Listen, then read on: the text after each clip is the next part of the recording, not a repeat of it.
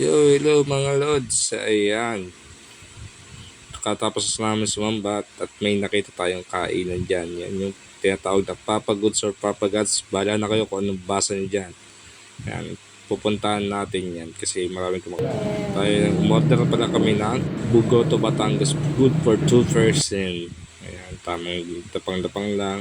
Ayan. Kuha ng halo-halo ng sabaw. Ayan. Kuha ng taba. Kakita nyo may taba-taba pa. Yan, lagay tamang kain tayo dyan. Sarap. Tamang tingin sa taas. Tapos, baka ma-high blood tayo. Tamang kain. Nakita nyo naman yung laman nyo. Ang ano pala nyan is 210.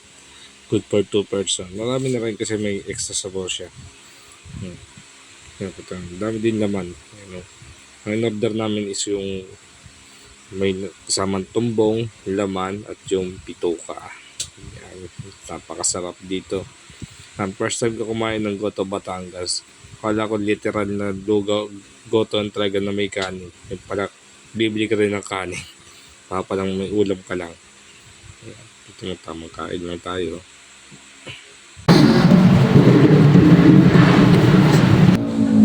Yan, ito yung mga laman niya, napakadami ha. Sa yung isaw nila. Tignan nyo mga kalons, yung isaw ang lalaki. Tapos may mga laman. Napakain na naman tayo. Sarap talaga. Dito lang sa may bandang Iloilo, Pasig City. Malapit sa may kapili ng Iloilo.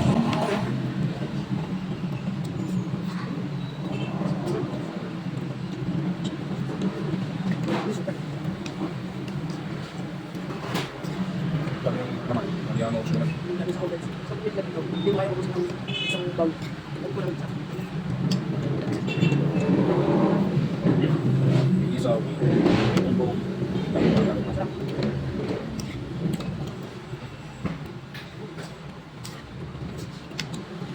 Bakit wala sila dito na dami?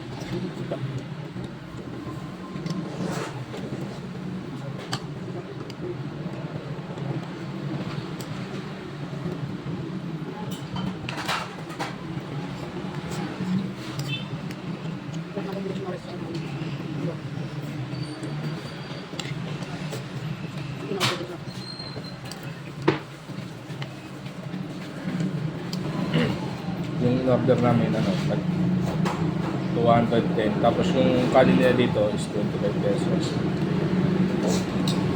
Sulit yung rice. Kasi malaki na siya, madami. At sunrise lang, daming sa nung ano. Ito, Sarap. luto nila.